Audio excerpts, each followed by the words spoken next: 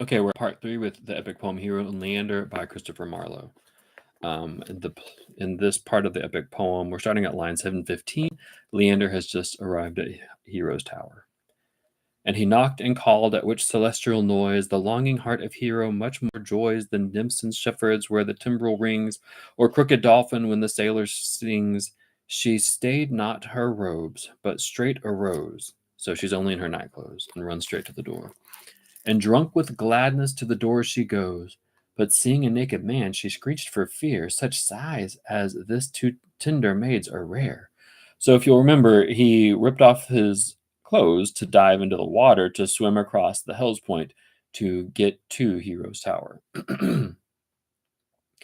So she opens the door, sees him standing there, and runs inside. She ran into the dark herself to hide. Rich jewels in the dark are soon espied. Unto her he was led, or rather drawn, by those white limbs which sparkled through the lawn. The nearer he came, the more she fled, and seeking refuge, slipped into her bed.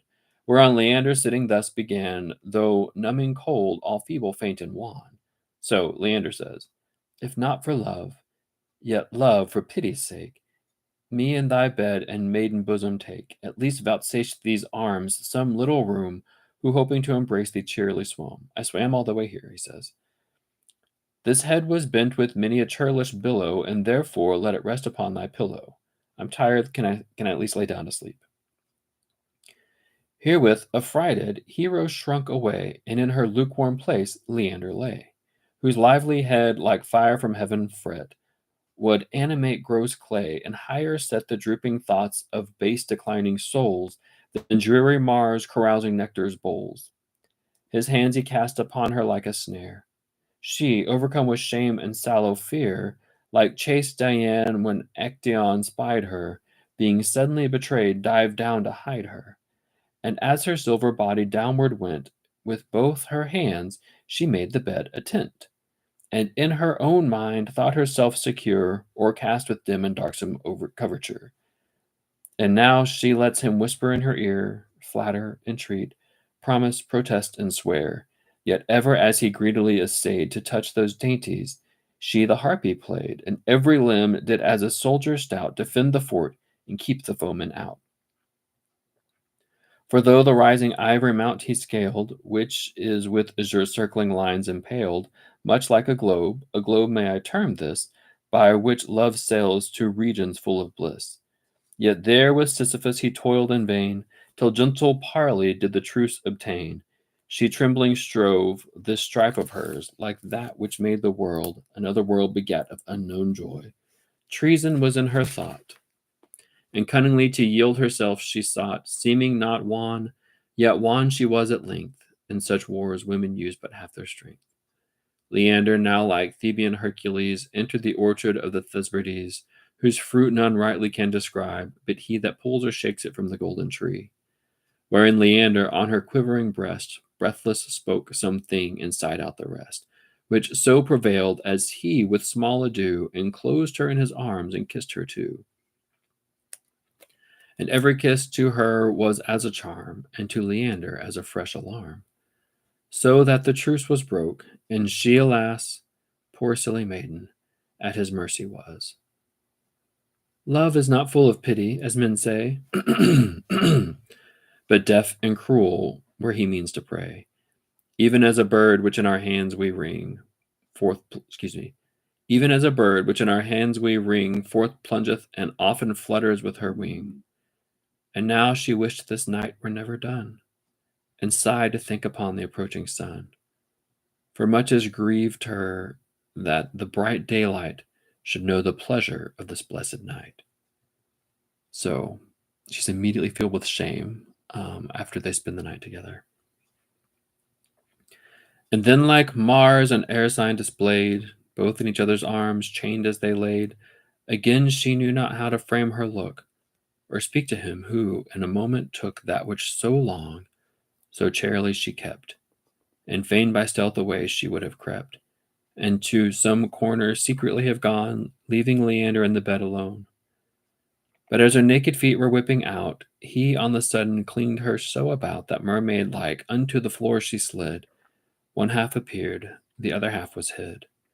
And thus near the bed she blushing stood upright, and from her countenance behold ye might a kind of twilight break, which through the hair, as from an orient cloud, glimpse here and there, and round about the chamber this false morn brought forth the day before the day was born.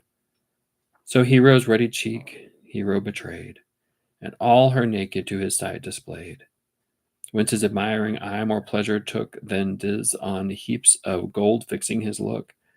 By this Apollo's golden harp began to sound forth the music to the ocean, which watchful Hesperus no sooner heard, but he the day bright bearing car prepared and ran before as harbinger of night of light, and with his flaming beams mocked ugly night, till she, o'ercome with anguish, shame, and rage, danged down to the hell her loathsome carriage.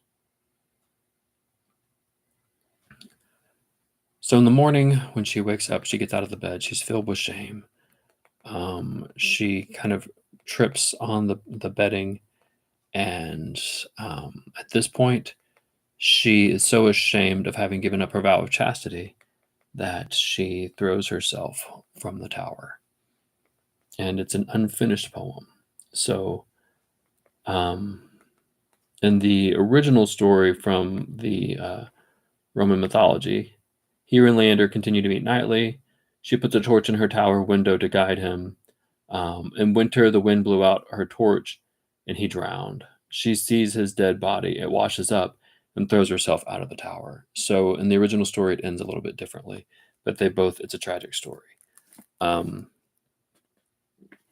This last section of the story is so heartbreaking and tragic to me, as these two young lovers fumble against each other, and he pursues her and talks her into things that she's not necessarily. She's torn on what she wants to do. She finally gives in, and then she's filled with shame. So Christopher Marlowe's version of the story ends in quite a heartbreakingly tragic way. I think what this story does, it shows what makes strong literature powerful even hundreds of years later, as it speaks to the human condition. It's a heartbreaking story of young people and the choices they make, how they feel about the choices they make, and how people can take advantage of each other and be filled with regret and shame afterwards. But this is one of the stories of Christopher Marlowe. Like I said, it was a contemporary of William Shakespeare, and Christopher Marlowe himself died in a strange event at the age of 29. But anyways, not everything that I read is this dark. I do hope that you will check out some of the shorter poems that I read. I also read some novels on my YouTube page. So if you enjoyed hearing me read classic literature, I would encourage you and ask you to like and subscribe and check out some of the other things that I've read.